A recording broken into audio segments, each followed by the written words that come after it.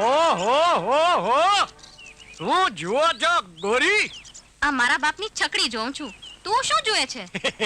હું તારા બાપની આ છકડી જ જોઉં છું. તારું નામે તારા બાપે છકડી જ રાખ્યું છે ને? પણ હું તો આ છકડી જોઈને કંઈક કરવા વિચાર કરું છું. હું આ છકડી જોઈને કંઈક કરવા જ વિચાર કરું છું. અરે પણ હું તો આ છકડી હલાવવા માંગુ છું. હલાવવા તો હું એ માંગુ છું. તને હલાવતા આવડે છે? એકવાર મોકો તો આપ, પછી ખબર પડે. તો મને હલાવતા શીખવાડીશ?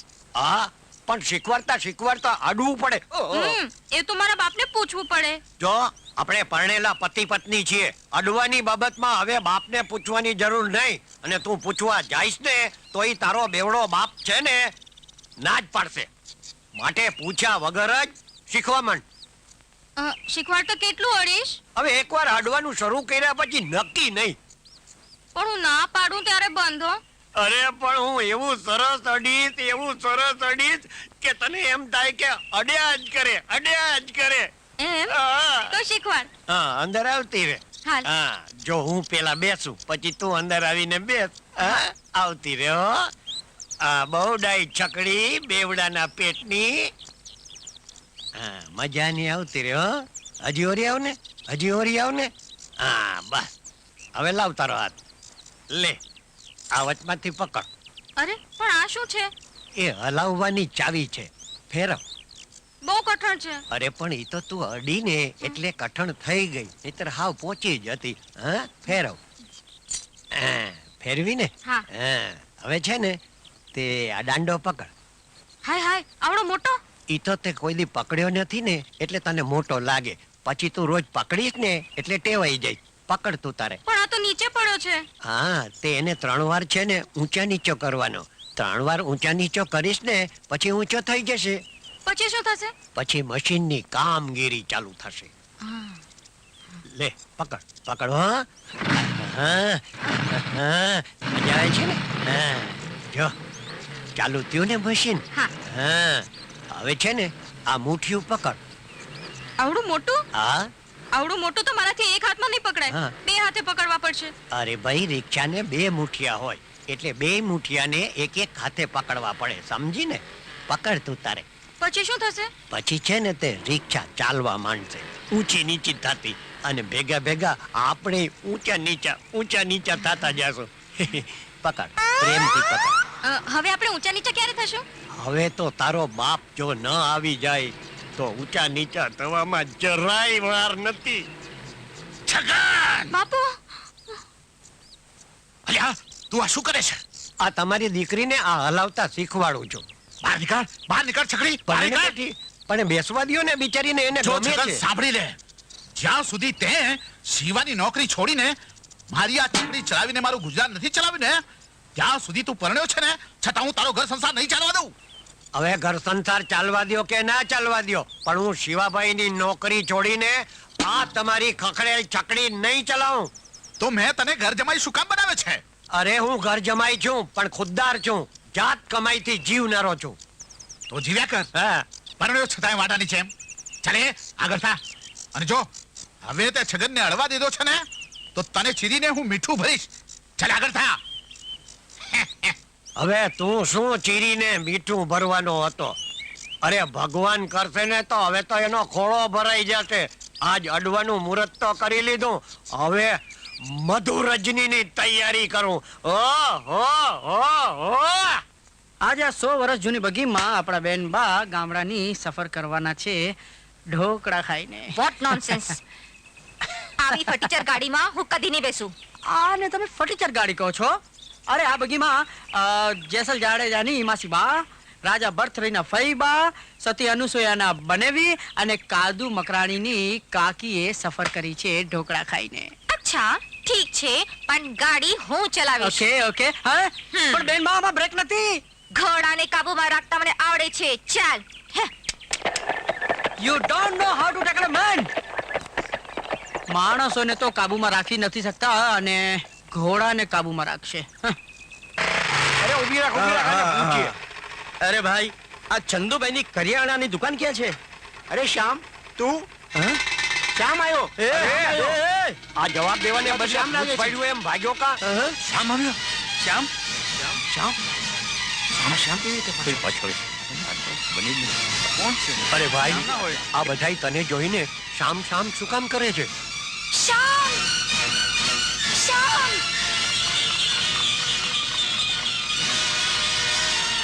શ્યામ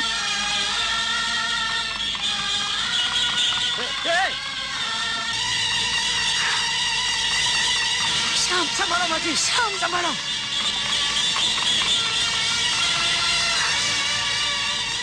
હે ફટાકડી તારી બાપ એય હવે આંખો ખુલ્લી રાખી જા બગીને હાંકને અરે!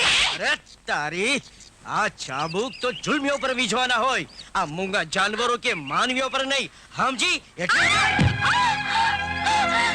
ઇડિયટ તું જાણતો નથી કે હું કોણ છું હવે મારે જાણવાની જરૂર પણ નથી હું તો તને એટલું શીખવાડવા માંગુ છું કે આ મોટાઓનો આદર કરતા શીખો અને એમને રસ્તામાંથી હટાવવાની કોશિશ ના કરો નહીં ઉપરવાળો તને માફ નહીં અરે કરે ઉપરવાળાને છોડ હું તને ક્યારે માફ નહીં કરું આટલું યાદ રાખજે કે આ આપવાનો બદલો હું લઈને જ રહીશ હા.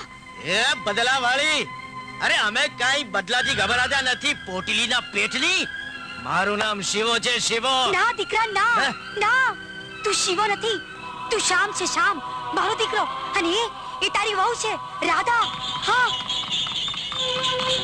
કોણ રાધા કોણ શ્યામ માજી તમારી કઈક ભૂલ થતી લાગે છે અરે ભગવાન ભૂલ કરી શકે દીકરા પણ માની મમતા ભૂલ ના કરે લોહીના ધાવણ ધરી દીકરાને ધરવનાર માની મમતા ભૂલ ના કરે પોતે ભીને સૂઈને દીકરાને સુકે સુવાડનાર આ માની મમતા ભૂલ ના કરે દીકરા અરે થથરતી જાંગે દીકરાને જળનારી માની મમતા ભૂલ ના કરે દીકરા આજ તું આવી ગયો દીકરા એ જ મારી મમતા ભરી પૂજા અને પ્રાર્થનાનો ચમત્કાર છે બેટા I don't believe in miracles, Dad.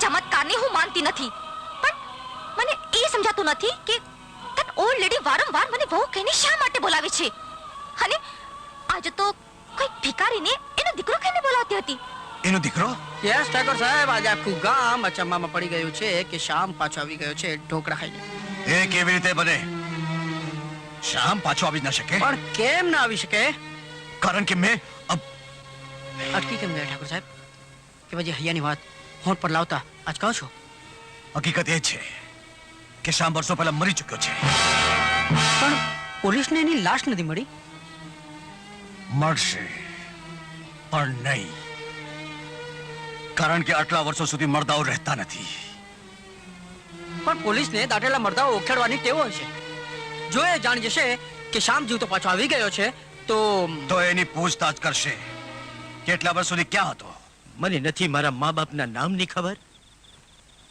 કે નથી કોઈ સગાવાલાનો સ્નેહ બચપણથી જ અનાથ થઈને મલકને ઓટલે પડ્યો પડ્યો મોટો થયો છું અને અને હવે તું કહે છે કે હું તારો દીકરો છું હા દીકરા તું માને કે ના માને પણ તું જ મારો દીકરો છે ચાલ ચાલ હું તને બતાવું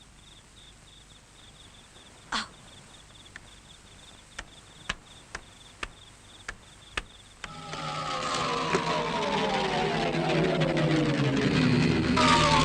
આવ દીકરા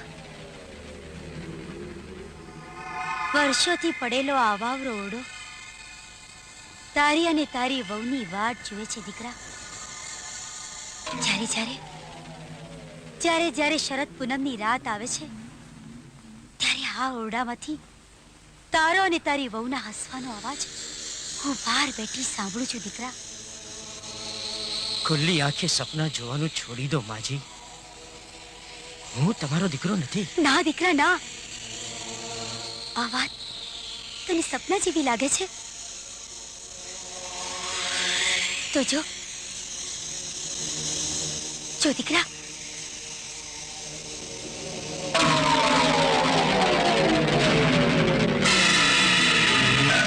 દીકરા હવે તો તું માનીશ ને કે તું મારો દીકરો છે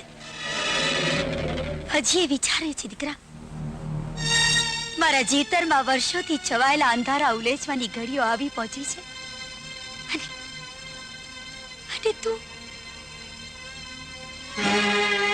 રાતના ઘનઘોર અંધારામાં વીજળીના ઝબકારે મોતી નો પરોવાય માજી. એ તો ઘડી બે ઘડીનું જ અજવાળું. ના દીકરા ના, મારા જીવનના અંધકારમાં વીજળીના ઝબકારે ઝબકીને ચાલ્યો જવા માટે નથી આવ્યો તું. આટલા વર્ષોથી તારી વાટ મેં અમથી નથી જોઈ દીકરા. માજી, બાજી નહીં દીકરા, માં કે માં શબ્દ સાંભળવા વર્ષોથી મારા કાન તલસી રહ્યા છે દીકરા. એકવાર મને માં કહીને બોલાવ.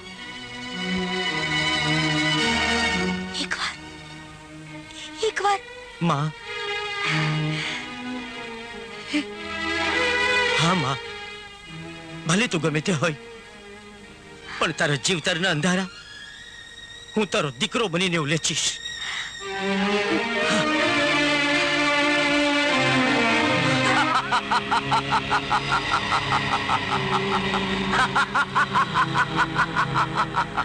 ઠાકોર, હું જાણું છું કે તું અહીં શા માટે આવ્યો છે. એટલે તું એ જ પૂછવા આવ્યો છે ને કે દુર્ગાનો દીકરો શ્યામ કેવી રીતે પાછો આવ્યો? પણ હું તને પૂછું છું કે તારા ભાઈ માનસીની દીકરી રાધા કેવી રીતે પાછી આવી? ગુરુજી, ઠાકોર, તું બે પ્રેમીઓના શરીરને મળતા રોકી શકે છે, એને કાપી શકે છે, દાટી શકે છે, પણ બે આત્માના મિલનને ક્યારેય રોકી નહીં શકે. કારણ કે શરીર તો નશ્વર છે, એ બાળવાથી બળી જાય છે અને દાટવાથી એ શરીર માટીમાં મળી જાય છે. પણ આત્મા તો અમર છે, આત્મા બળી શકતો નથી. મારી વાત માન, એ બે પ્રેમીઓએ ફરીથી જન્મ લઈ લીધો છે. એના મિલનને રોકવાની ક્યારેય પણ કોશિશ ન કરતો, નહીતર પ્રલય થશે, મહાપ્રલય.